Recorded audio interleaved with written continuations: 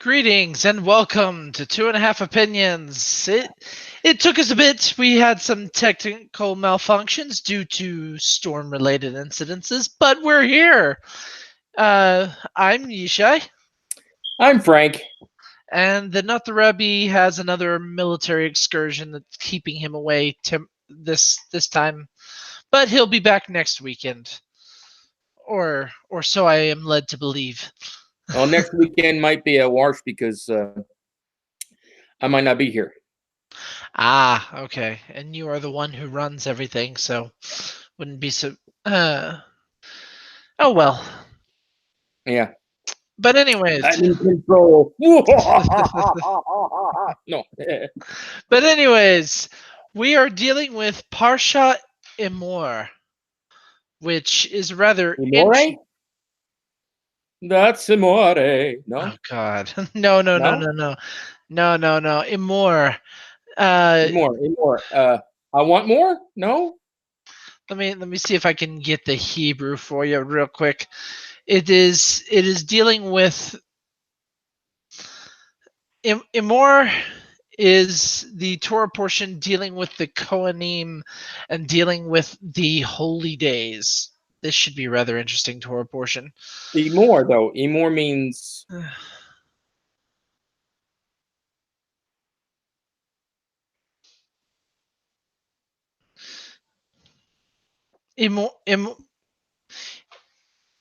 Emor implies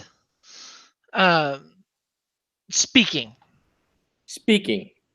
If I'm Why getting don't my they just information right. name it speaking? Speak, Emor, speak Emor, that. sorry, Emor, not Amore. Emor.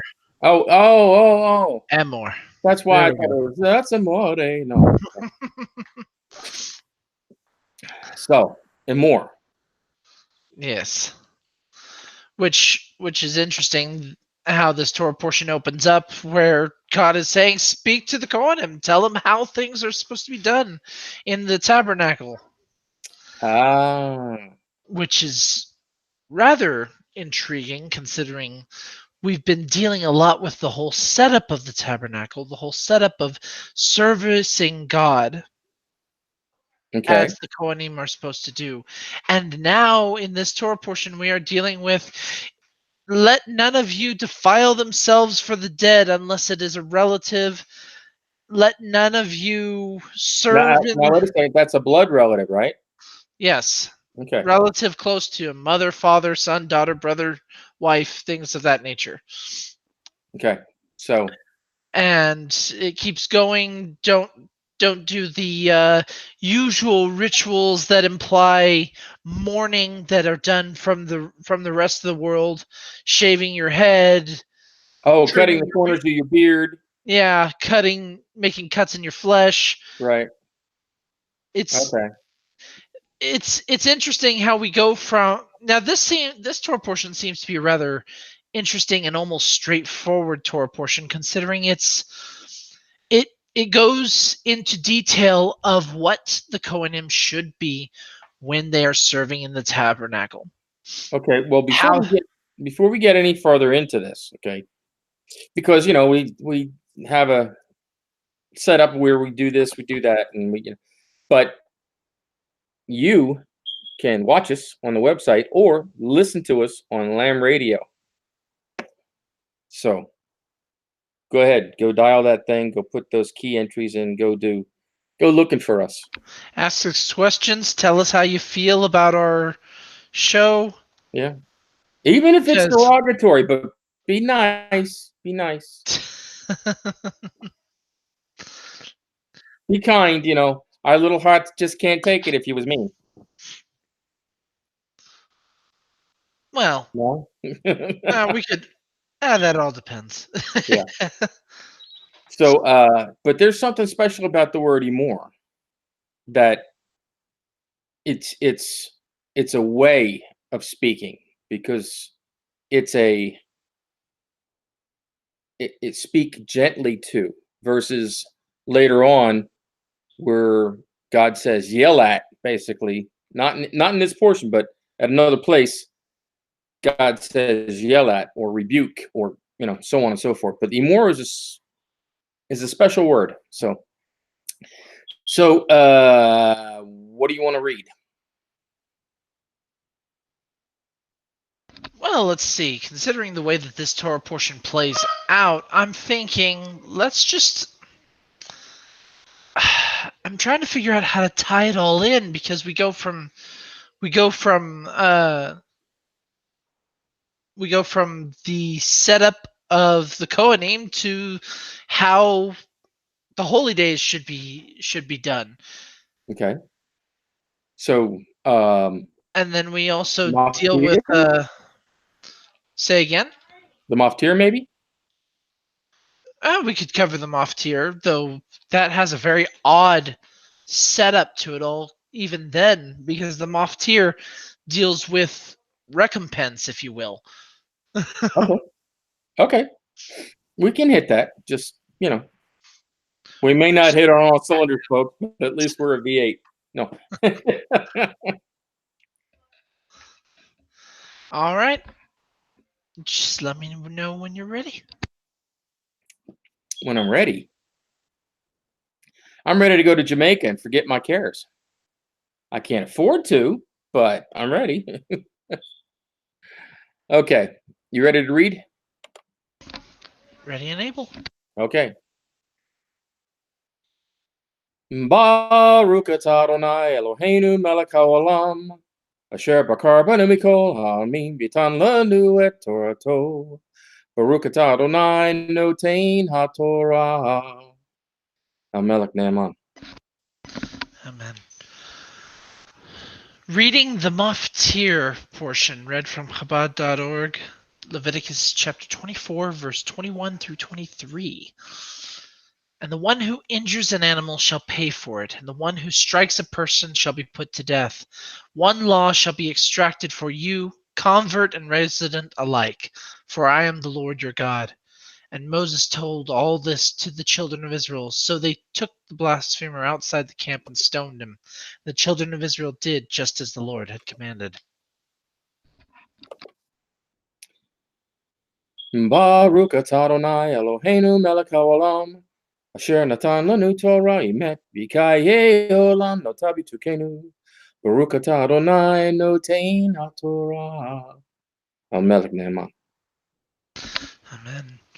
So, this seems like it's going to be a rather interesting Torah portion, considering the way it's playing out. It's playing? What? Well, we've how do we tie all this in together? Because we've got the Kohanim, we've got the sacrifices for the way you would treat an animal for the sacrifices. You have the man picking up sticks on Sabbath. Yeah, I mean, but it does say that he used the name of God and blasphemed or cursed. So that's why he was put to death. Not because he was necessarily picking up sticks, because he blasphemed and used the name of God. Is that correct? Ah, yes, I'm getting them too mixed up. Yes, it is the blaspheming of the name of God in this one. Yes, I mean, it's not picking up the. sticks, That was on a different Torah portion. I apologize. I right, misread. But right, yes, this is in dealing with the daughter of Debri of the tribe of Dan. There, the son who had used the divine name and cursed. right. But it does say he was doing something besides. No. No, He okay. he just pronounced the divine name and cursed. I So thought he got into an argument or something. he did. He was in an argument with an Egyptian man, as it's saying. No, No. Let me no, reword that. Hold on. Sorry. Now the son of an Israelite woman, and he was the son of an Egyptian man, went out among the children of Israel, and they quarreled in the camp, the son of the Israelite woman and an Israelite man, and the son of the Israelite woman pronounced the divine name and cursed. correct. Now, I'm not sure because as Chris often says and is proved over and over again, that Torah is not necessarily chronological, but it is topical. It can be both at Yes. the same time. So, um, yeah, yeah, pronouncing divine name and then cursing is It's a big it's deal. not like yeah, well, yeah, it's a very big deal. I mean, you're right. You're in the presence of God, and then you're calling him a 2-bit hoodlum. I mean, come on, you know. Yeah, that's well, I've always known, I've always been led under the impression that it's not the fact that he cursed and used the holy name, but it's more of the fact that in so doing of using the holy name when cursing, he is demeaning the holy name. He is using it as a more commonplace slang than an actual respected name. Right. It would be like it would as a hypothetical scenario, if you were the president of the United States and I said, "Ah, Frank, damn it," or something along those lines, I'm demeaning your name by using it in a curse. I Your name should be a higher respected stature than what was just portrayed as just then and there. True, true. And you know, um, understanding that Yeshua is his name and not Jesus. We kind of get out of jail free card for all the other stuff we've ever said in our life. Uh, I'm messing, kid people. I'm just making a joke here. Um, Again, it's not the name; it's a person's name. Like you said, if I said, "Well, George, damn it," then whoever George is, or whoever I'm thinking of, whoever George is, you know, I would be slighting. And we shouldn't curse at each other, but does anybody really know what a curse is? Well, in the fashion of a curse that we use today, it's we use curses today more like the unknown way of trying to, I don't know, make a promise, wouldn't you say? Considering it's that whole aspect of if you shorten down blank, damn it, it would be I want blank to damn you. If you Well, yeah, and that's a good point. That's a good point. But a curse, okay, and the best example of this was done in a comedy skit by Johnny Carson. He was doing Karnak, the guy with the turban. Well, I'm really dating myself right now. Okay, so he was answering questions, and Ed McMahon is right there, and he's handing them the envelopes, and McMahon says something, and Carson says, "May the fleas of 1,000 camels infest your armpits." That is actually a curse. Okay, it's not profane language as we, you know, use nowadays, which we try not to. I'm human. I make a mistake every now and then, but we try not to. But that's an actual curse. It's you know, may your offspring be, genderless, or may they be, left-handed, or may they be, you know, come to naught. That's things like that. Those are curses. A curse pronounced upon you or a member of your family is a very bad thing, because it's not just idle talk. It's this person wants you or your child or your parent or whatever to be hurt somehow so that it affects you. And this is not good. It's not good at all.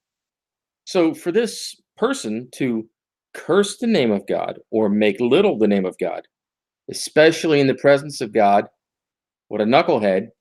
If and that's the I know. I I I say this all the time.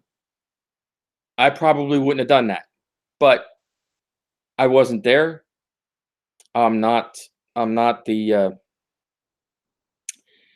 Uh, I'm not the best person in the world, and I wasn't in their situation, so I can't make that judgment call. I would like to think that I would not do that, but he saw he came out with the children of Israel. He saw all the wonders, and yet to do something like that.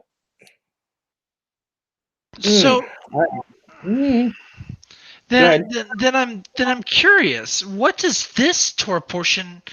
How does this section that we're so wrapped up in right now, this cursing of the divine name, how does this tie in with everything else? I mean, in everything else we find about when certain days in each celebration are holy. We find out about how certain individuals cannot service in the tabernacle based on a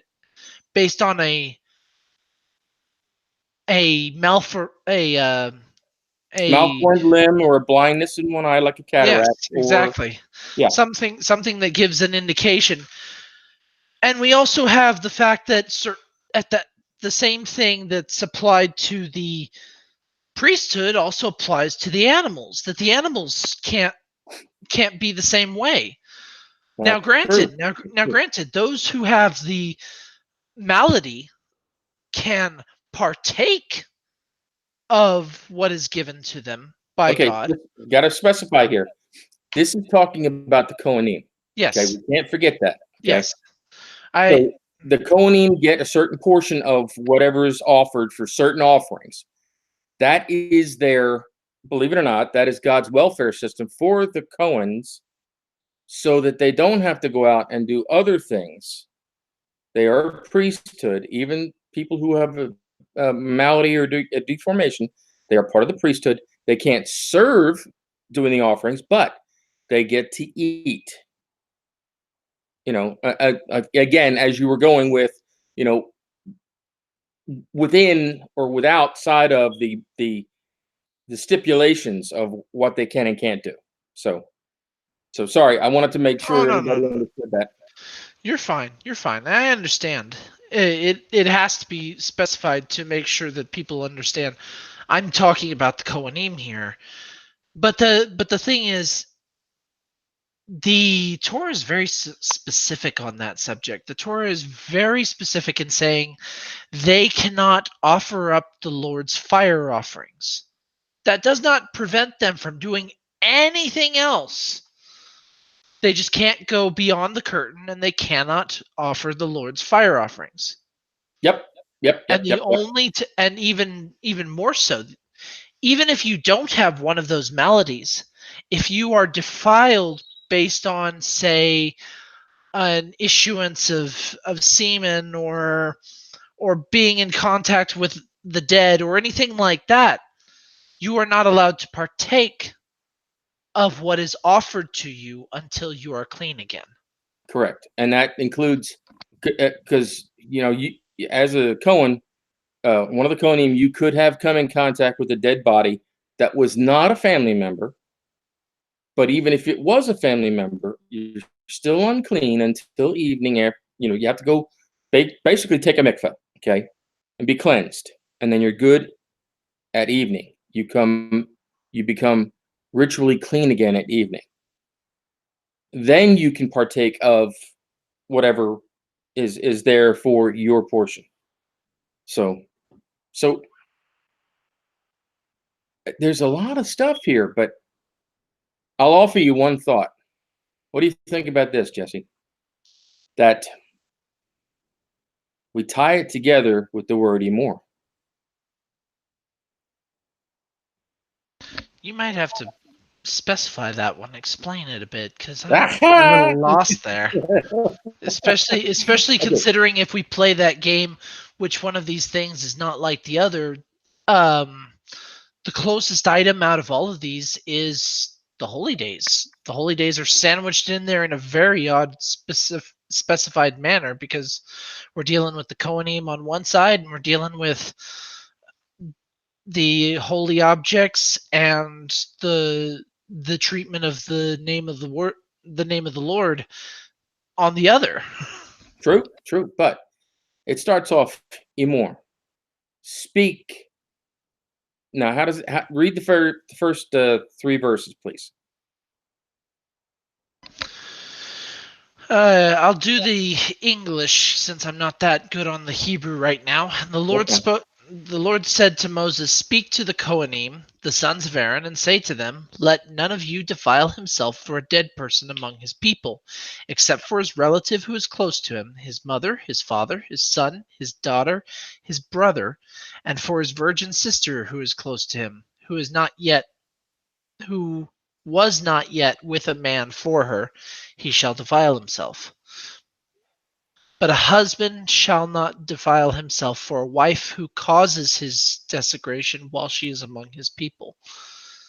They shall not make bald patches on their heads, nor shall they shave the edge of their beard, nor shall they make cuts in their flesh. They shall be holy to their God, and they shall not desecrate their God's name, for they offer up the fire offerings to the Lord, the food offering to their God, so they shall be holy." Okay.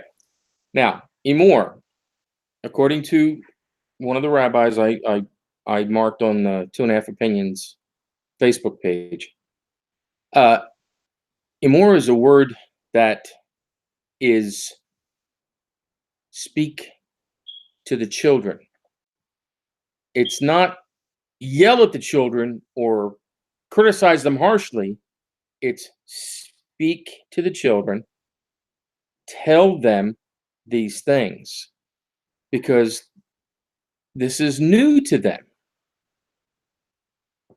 They have not done this, and now this is Frank's adding to the interpretation, or at least relaying my understanding. They have not done this in the past, so speak to the children kindly, but firmly, kindly. Instruct them on how to do all these things. Make sure that they know what this means. Make sure that they know, to do it this way, not that way. Make sure they put it here, not there, etc., etc., etc. And that's the thing. It's speaking to a child, encouraging a child, lifting up a child, praising the child. Yes, that's very good. Now try this. You can't expect a child to know how to do things that they've never done before. You can't expect a child to understand what you as an adult know. Don't do that. Okay? They have to learn. And that's the whole thing. The Most High, blessed be He is instructing, or having Moses instruct, I should say, the children, because they are children. Doesn't matter how old anybody is at this point in time. When it comes to obeying the laws, the ordinances, the statutes of the Most High, blessed be He, they are children. They are just learning. Speak to them as children. Don't belittle, but speak to them as you would to entice them to want to serve, to have them, what's the word I'm looking for? To have them be excited about serving, so that they will yearn for or want to serve, and in that way do things correctly. It's how you bring up, as the article puts it, a gentle man, because a gentle man is willing to accept critiques, whether it be constructive or destructive. Okay, as long as it's presented in the proper way. A grown man, a gentleman, will take a negative, and go, Okay, well, maybe so and so is right. Maybe I did something wrong. And they will look and they will search and they will modify their behavior.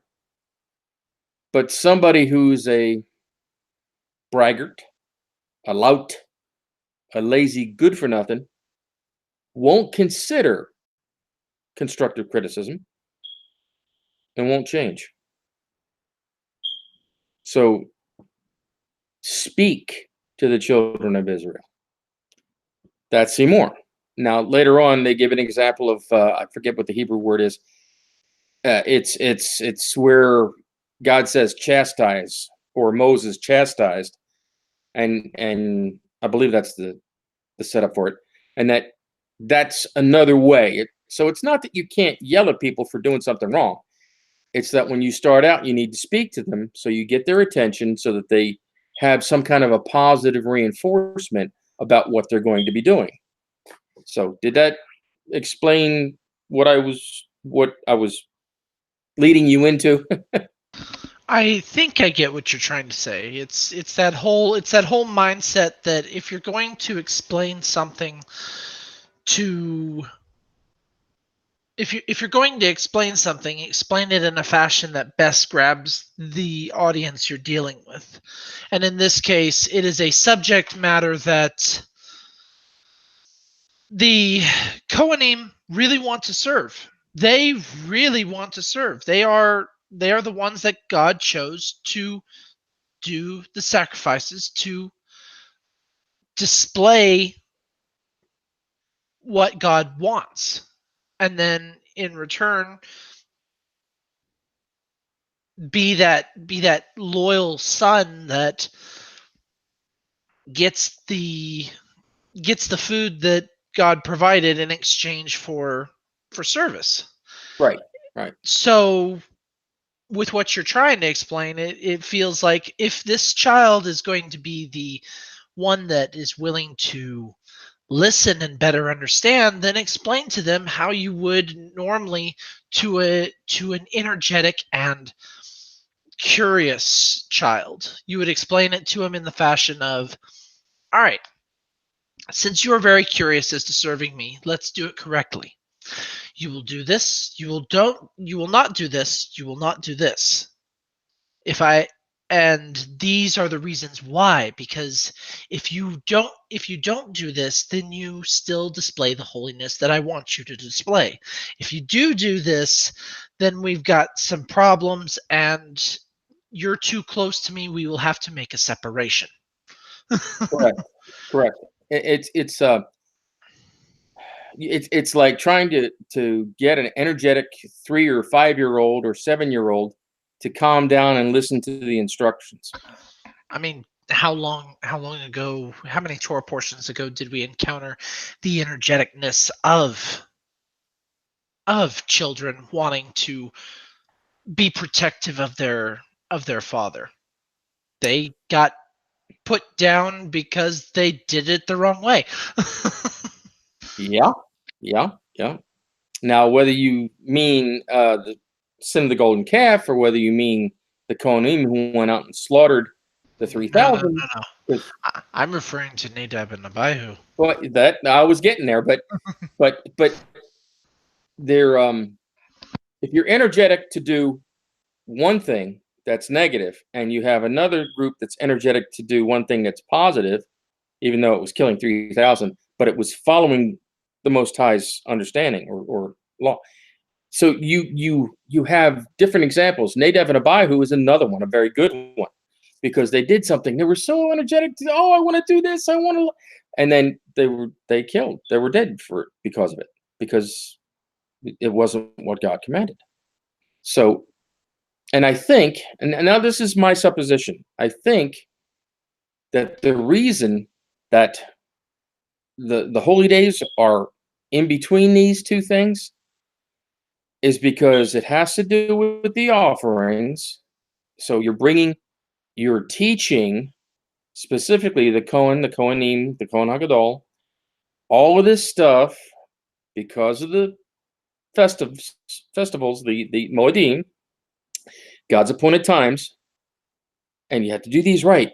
make sure you get these right, and then remember this, and then remember this, and then at the end of it, it's like, oh, and this idiot over here, look, oh no, he didn't. Yes, he did.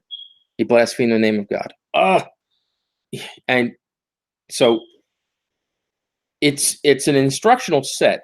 There isn't necessarily a chiastic structure that has bookends, but it's a beginning at one small end and expanding greatly to the very end, because they're talking. They end up talking about the atonement and everything else, and then you get this knucklehead at the end who blasphemes the name of God, and then they get this lesson. Everybody gets this lesson. This is what happens when you do this. So, no, it's up to you. Do you see a structure there? Because I see one, but it's not defined. Maybe. Huh? Well, No. in the past I've always seen a level of structure between the Kohanim and the sacrifices that they are giving, because when it comes to the actual sacrifice itself, they are cast under the same judgment. The Kohanim must be as spot checked as the lamb itself, or the sheep or the oxen that is being brought forth to be sacrificed. Yeah. As a matter of fact, the Kohanim are actually treated harsher if they infract a law. So The difference. Well, what I'm pointing at is the whole subject of a Kohanim wants to serve, wants to make the sacrifices, wants to one day be the high priest who walks into the Holy of Holies on Yom Kippur to do all the blessings, all the commands that God had set forth. If he has a blemish, or if he has pardon the crassness, his testicles crushed, or if he's blind, or if he's lamed, or if it's anything like that, he can't serve the way he wants to serve. right. The offerings to God are under the same restrictions. They cannot have blindness. They cannot have a broken bone. They cannot have dry lesions, sores, broken testicles, things of that nature. They cannot have. They are under the same scrutiny to be brought as a sacrifice to God, as a Cohen is under the same scrutiny to be offering that sacrifice to God. Right. There's I think there's a one step in there where it talks about don't bring it if it's this or that or lame or blind or whatever, and they can't be used for these offerings. But I think that praise or thanksgiving offering, I'm not sure, um, then they can be used for. But All the sacrifices must be under the same scrutiny from what I've read.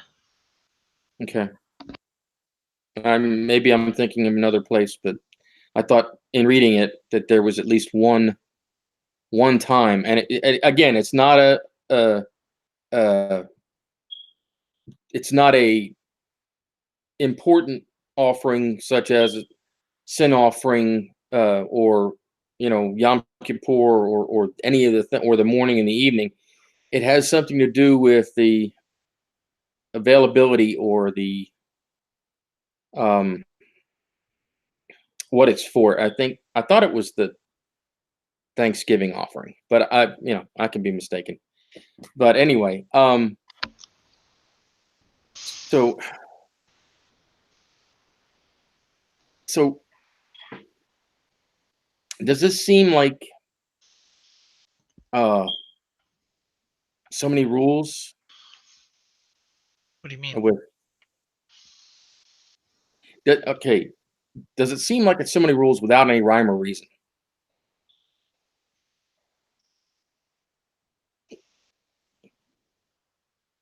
Say that again. Okay. Does it seem like a whole bunch of rules without rhyme or reason? I wouldn't say without rhyme or reason, but positioning is a little different. How it's intertwined with one another. It's like all of these Torah portions have been put together in a fashion that on the surface does not make the greatest of sense as to why they are together in this Torah portion. At Okay. least on the surface. On the surface. I must specify on that one because the the the way it layers out is we have as I've said before, we have priesthood instructions, sacrifice instructions. Then we go into what days you are supposed to treat as holy days um, for celebrations, for holidays. And then we go back into the Mishkan as to how those items should be treated, how you shall take care of all the holy items in the tabernacle. And then we end with the cursing of a name, which the cursing of the name makes sense. The items in the Mishkan make sense. The priesthood makes sense, and the sacrifices make sense. But the holy days seem out of place here. It's like we just chose to take all of this information we've got here, cut it in half, and stick holidays right here. Uh, But I have to say one thing. But each of the holidays has their own prescribed offering. So it's almost as if Moses is teaching a college level course to the Kohanim, whereas everybody else has high school. well, I think it's a little bit more than that, considering what the biggest focus is for the Torah portion itself. A lot of the discussions throughout the Torah portion implies the holiness of God and the holiness that Israel should be maintaining in order to serve God. Right. Well, Most assuredly. if we look at it, the biggest thing that triggers as to why the holy days are good here is not well is not so much that it's the holy days.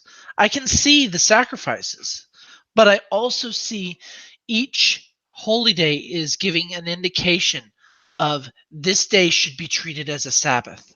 This day should be treated as holy. It's of that mindset that it's almost like this entire Torah portion is trying to give another of the multitude of examples throughout all of Torah as to what is holy, how holy things should be treated, and what makes holy things unholy anymore. What Okay. makes them unclean, if you will. Okay. All right. Or as it says in the portion, it says defiled. Yes. And defiled is a pretty strong word.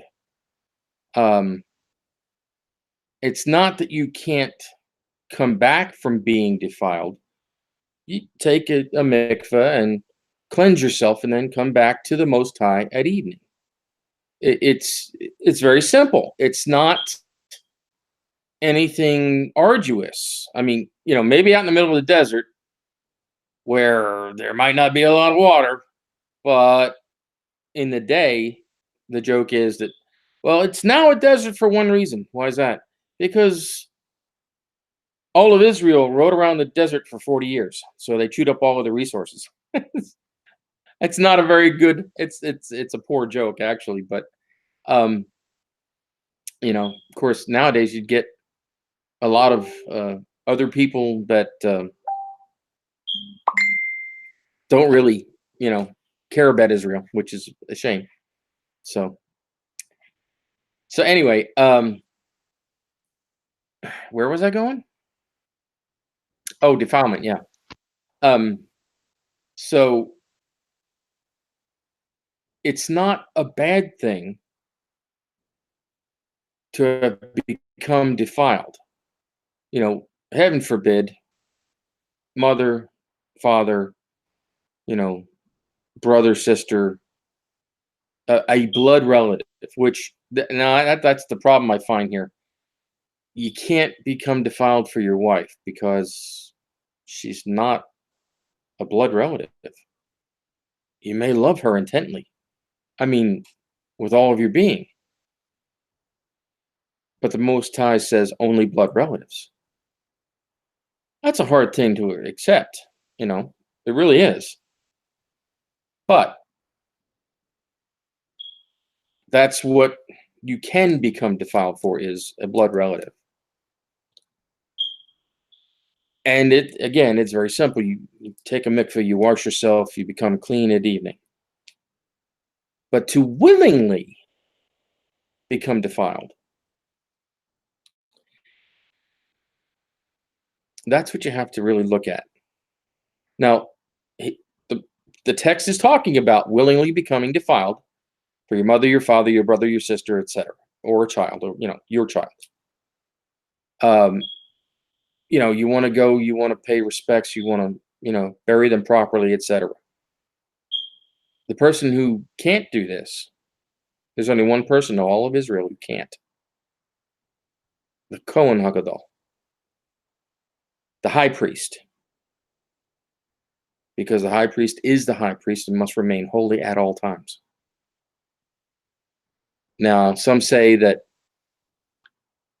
if it was done for the day, or if it was a rotating high priest, which I don't see any validity for that, but he must remain holy at all times.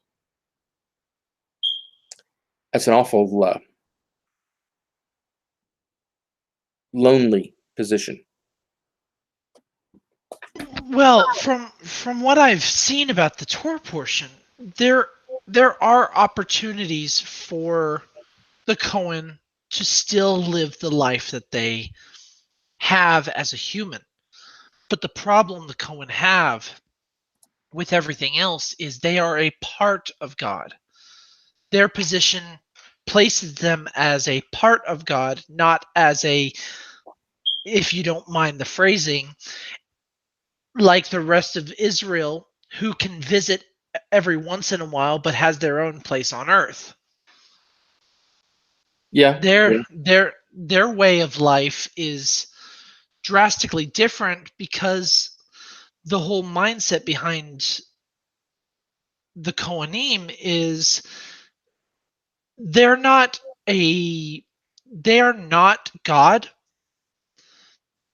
but they do represent an aspect of God. They give physical interaction. they are the intermediary. There we go. They are the intermediary. They are the halfway point between Israel and God. It is that mindset of, if you want to meet with me, fine. You will do it the way I say. Give me a tenth of your people. I'm going to use them as my intermediary. They will do the sacrifices that you bring to me, and they will eat what I give them from your sacrifices. That's the way it will be. Yep. So they are still granted a life. In fact, it's frowned upon if uh, if a Cohen doesn't actually live like a human in the aspects of having a wife, having a family. But at the same time, they are required to take a certain level of distance that, A level of separation. yeah, a level of separation depending on the type of day, depending on when they are, where they are, because as it says, if they are serving, they are not supposed to they are not supposed to even go out to mourn their mother and their father. Right. It is the mindset of, if you are doing your duty. Do your duty first, then you can be human. Yeah. You are Yeah. still allowed to be human. You can mourn family members. And even though it words it in the way that it does, I still feel that there's more to it about the whole wife business. I still get the feeling that it's not that you cannot mourn your wife. It's that You can't do it if while you're serving. yes, yes, I believe it is that mindset. Is if you are currently serving, you cannot mourn a close relative or a wife until you are done serving. Right. Right. And And no, sorry. Go ahead. no, no, no, no. Go ahead, because Right. I think I was good And there. I get that.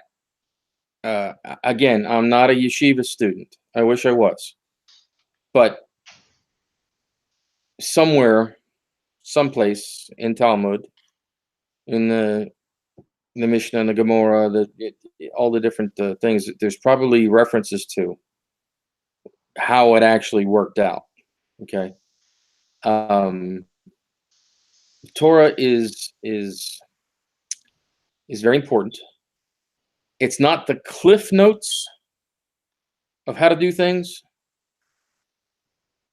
but it is. I'm not trying not to be disrespectful. It's more than the Reader's Digest version. Let me put it that way. But it's less than a dictionary. Does that make sense? I think I know what you're talking about. Okay. Because more than the Reader's Digest version would be, Talmud. Okay. Or what is commonly referred to as the oral law, which is no longer just oral because it's been written down. But it has been passed down on how to do this and how to do that. And, you don't get any instruction in Torah on how the animals are killed and cut up into pieces. Okay. You get a little bit about, well, you wave the breast offering and all this other stuff, but you don't get the exacts. Now, I used to work in a meat packing plant. Used to know people who did it, and they have charts, drawings, specifications on which set of animals you start with first, which set of animals you have to do last because you can't get them mixed because of cross contamination and all this other stuff. They have tons and tons and tons and tons of rules. But the charts that they have, it's all about what cuts come from where. So every time you pick up a T-bone or a ribeye or a chuck steak, understand that the butcher has to cut specifically in order to get that cut of meat. Okay. Now, some would say, well, yeah, it's because they charge so much for a steak. Yes, but it is also the best use of the animal. In other words, you cut up all of the choice pieces, you set that, then you take all the other stuff off the bone, and you make hamburger. And depending upon how much fat is in, you get your separations, your 80-20 or your, whatever types of, fat versus beef. So you use the best parts and get the best price, and everything's left over is hamburger, which hamburger's not bad. It's just not tender in its whole state. Has to be chopped up to make hamburger. And like again, hamburger is not bad. It's just less expensive because it's a less expensive cut that's been made available for you, the consumer, to eat. So, um, and I think that's probably it for that. So, what else do we need to go over or reference or talk about?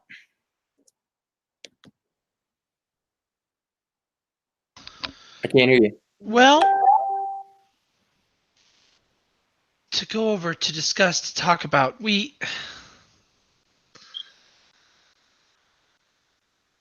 I would say that this Torah portion deals with so much in the subject of picking up where we left off in our previous Torah portions of what is holy, what is profane, what needs to be separated, because the way that this Torah portion describes itself is almost like an indication of it's one of the many days that God reminds you, hey, I'm over here. We need to talk. Come, let us enjoy ourselves. Because I can try to synopsize the Torah portion very quickly with this. The Cohen must meet certain standards to serve and must be holy because their life is a part of God's. They are that intermediary. The sacrifice must meet certain standards to serve God because they are the sacrifice, they are the intermediary. Holy days, holidays, there are specific times where God says, make time for me. I don't care about the rest of the world. I've given you plenty of time to do what you need to do. Now make time for me. True. And then we proceed onward with the rest of the Torah portion that deals with the way that the holy items in the tabernacle should be treated. What should how they should be dealt with. I just lost my place. 2 seconds. how they should light the candles, how they should treat the menorah, treat the table of showbread. It's all everything has to be perfect for each Sabbath day because you organize everything. You've got 6 days, organize it all. Even the holy stuff, organize it the way it should be. The 7th day is where everything stops. You enjoy ourselves. We focus on one another. We, if you don't mind the phrasing, blur the line between God and man. Just enough. Just enough so that we can be there to enjoy his company. Right. Enjoy the holiness that we are supposed to be with God. Right. And if we look on further, the whole subject of the blaspheming of the name of God, it's one of those moments of God said, all right, I've given you people, I've given you sacrifices, I've given you time so that you and I can be together. And you're going to do what with my name? We've got a problem there because it is that same feeling of I would almost say that the painting, the I want to say it's Michelangelo who did it.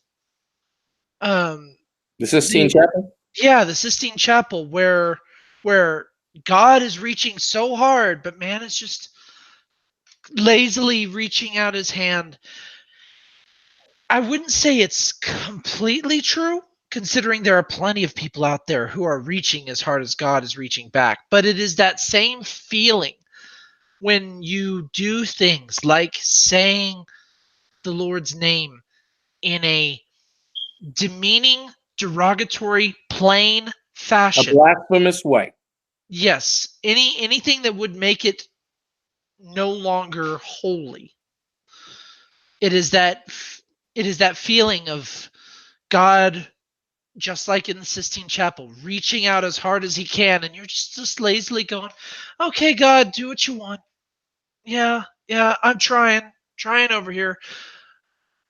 But I'm the dad in Cats in the Cradle. I'm over here. I've got other things to take care of. We'll do this another time.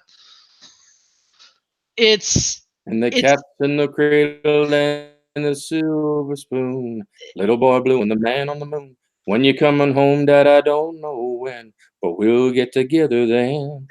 It's that same feeling. It's the you're not making time for me, you're dealing with everything else. Right, right. It's it is oh it is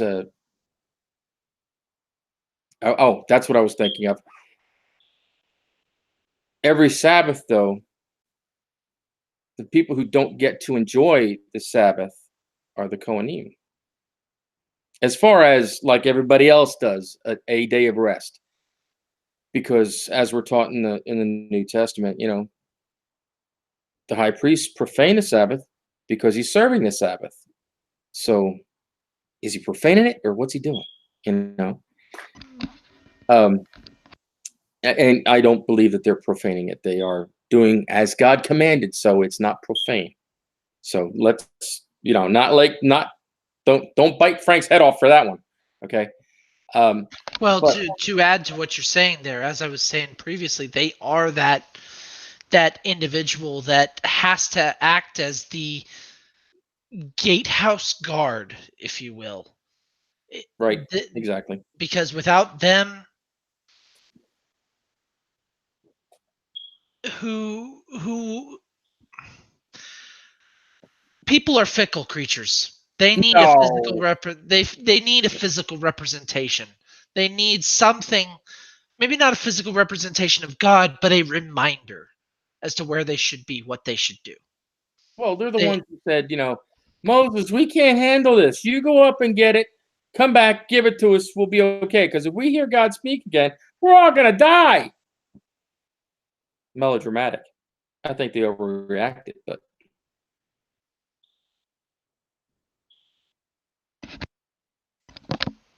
but yes, it is that same situation. Fine. You want to overreact, you want to be melodramatic. Fine. The priesthood is my physical representation. They are the ones who are the loyal servants, the loyal children. So they must teach you what I teach them. right. And they're not replacements for God, No. okay? Hence why I said, They're not. No, no, no. I want to make sure that people understand we know this between us when we talk about the subject of Torah. They're not replacements for God, but they are a place to go to hear God's Torah. So, you know, I'm against anybody who says, "Well, God speaks to me, do what I tell you." Okay, God doesn't speak to people like, we're talking right now. Moses was the only one. God speaks to whom he chooses to speak to in a parable, in a riddle, in a vision, in a dream. And then it's usually just for that person or just for that time. It is not so that that person, individual or whatever, can hold that over you. Holding anything over another person is wrong. That's when you're trying to enslave someone. We come together because we have mutual agreement. We want to have a mutual understanding. We want to have a mutual connection between. That's why we, as Leonard would say, look for community.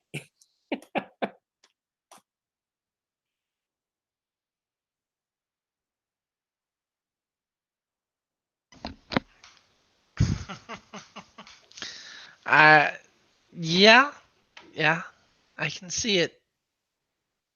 So, how in the world do we wrap this up? We've we've covered what we thought we could cover. So, how do we tie it all into a nice bow and set it on someone's desk for Christmas? Yeah. Let me explain.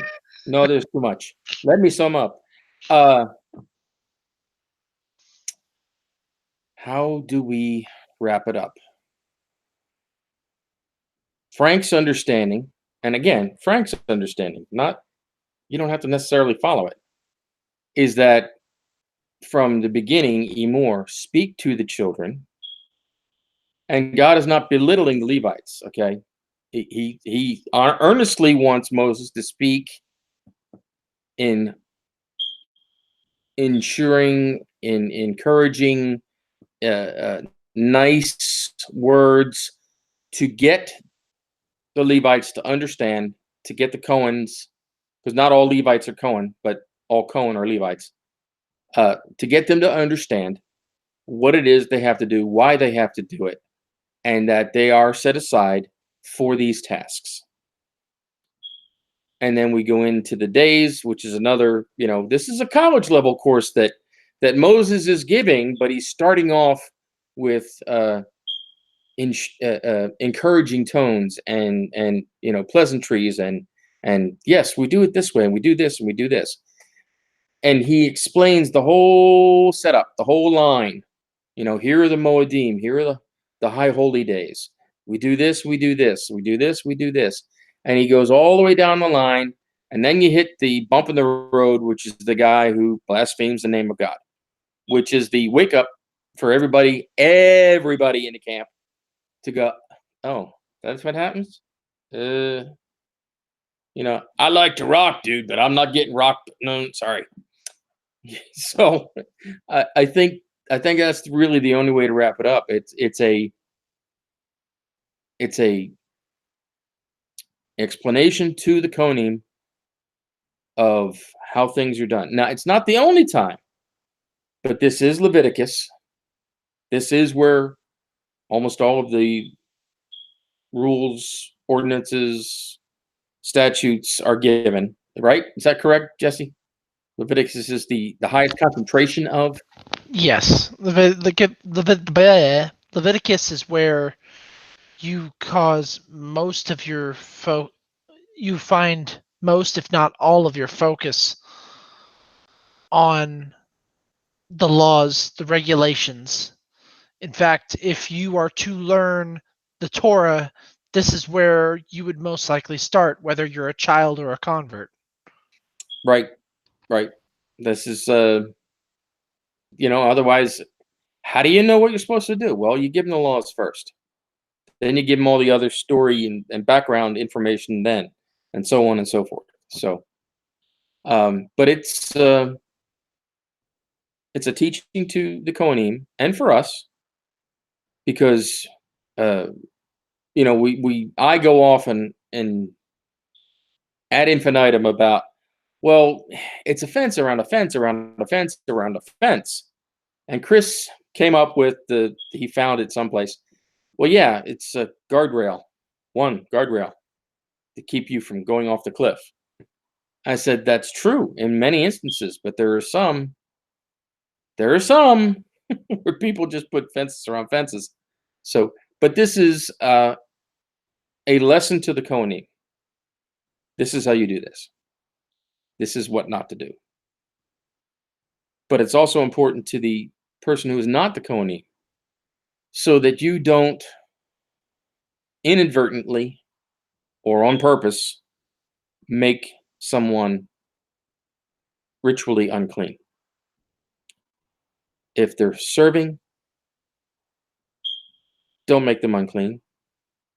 Move out of the way. Don't do something that will cause them to be unclean.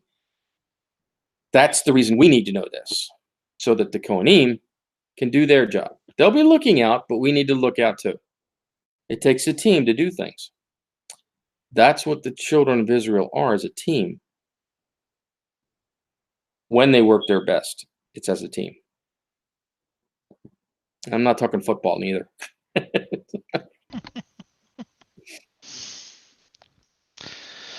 Well, let's see how I would wrap up. This should be interesting. This Torah portion deals with a very interesting subject that could easily be put to the tune of Cats in the Cradle, in a sense. And before you start singing again, I'm just using it as an analogy here. What? Singing wasn't bad. Just I'm pretty sure everyone knows the song. But anyways, it's but moving on. It's one of those mindsets of God through the Kohanim and through sacrifices, God gives you space.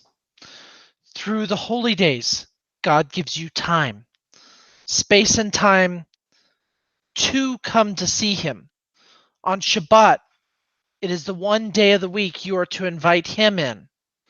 On the holy days, it is the times of the week like Shavuot, like Passover, like Sukkot. They are the days you are to go see him. It is of the mindset that God is saying here, you are holy because I am holy and you are trying to follow me. So take your time, take your space, give me at least a little bit of your time, give me a little bit of your space so that we can spend time together. If you don't give me that, or worse yet, if you choose to be insulting about what I am offering you, then we cause distance, we cause separation in the worst way possible if we look at what the Torah says about the blasphemer. Well, yeah, yeah, exactly. It It's is. my favorite part is uh I love all of the modim. Okay, don't get me wrong. My favorite part is when the Most High, blessed be He, spells it out. How long is Sukkot for?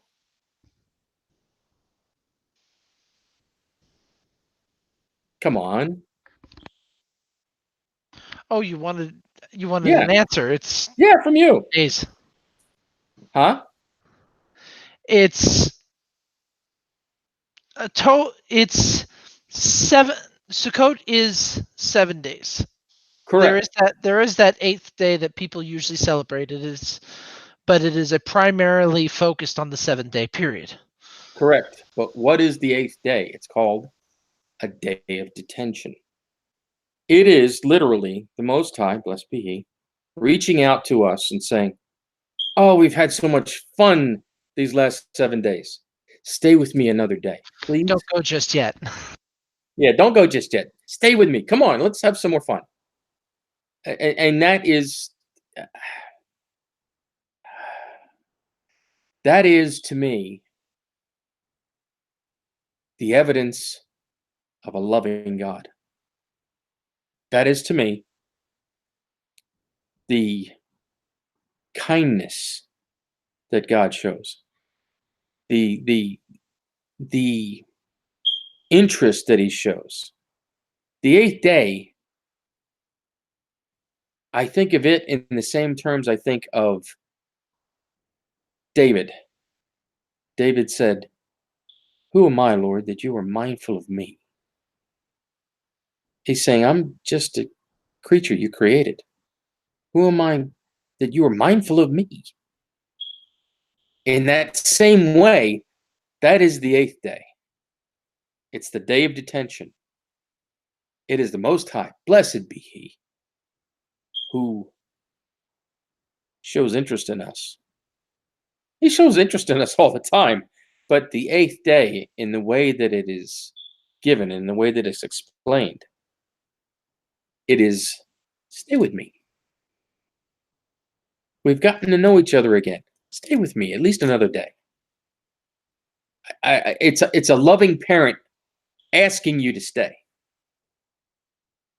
or a loving grandparent, or however you want to look at it. But it's somebody who loves you that wants you to stay, and continue the celebration. So It is what a father it is what a father should be to his child. correct, correct. That whole aspect of I made time for you, now you make time for me. Right, but it's not in the I gave you this, you give me that. Oh It's no, no, no, it's no. Yeah, yeah, I get what you're saying. yeah, Do not take it as I gave you this, you gave me that. No, it is more of the aspect of God is saying, "Hey, I am giving an opportunity for us to do things. I'm taking time out of my schedule. Let us have some fun. Let us celebrate. Let us enjoy each other's company. Right. Right. Exactly. Exactly. So I think that's the way to wrap it up. Is God wants us to get to know Him, so read Torah. Read Torah, celebrate the holy days, and when the sacrificial system actually returns, because I'm pretty sure it's going to return, Yeah. um, do the sacrifices the way God said do them. Right. Exactly. Exactly. So All right. with that, we got anything else? Now, this has been 2.5 Opinions. We thank you for joining us, whether you were joining on YouTube or uh, or Messianic Lamb Radio. We hope you had fun and got a got a different perspective, not a better perspective, a different Yeah, I was going to perspective say. on the Torah, because our main goal is to portray the more Jewish side of Torah to the best of our ability. Give you Right. another opinion among the Yeah. multitude of other opinions that are provided in Lamb Radio. Yeah. Give you another outlook. Yes. Yes. We give you another opinion. We don't tell you you have to take it, but we offer it anyway, free of charge. Yeah, exactly. So, So I'm Yishai. I'm Frank, and not the Rebbe will be back. Well, I don't know about next week because He'll I have a business trip I have to go on, so I he'll, may not. You he'll know. be back the next time we get on. We thank you for Yes, joining us. that's a good way to put it. That's a good way to put it. All right, all right. Shavua Tov, Laila Laila Tov, tov. Yom Kippur. Velhitrat. Enjoy, and we'll see you next time. Shalom. Ah.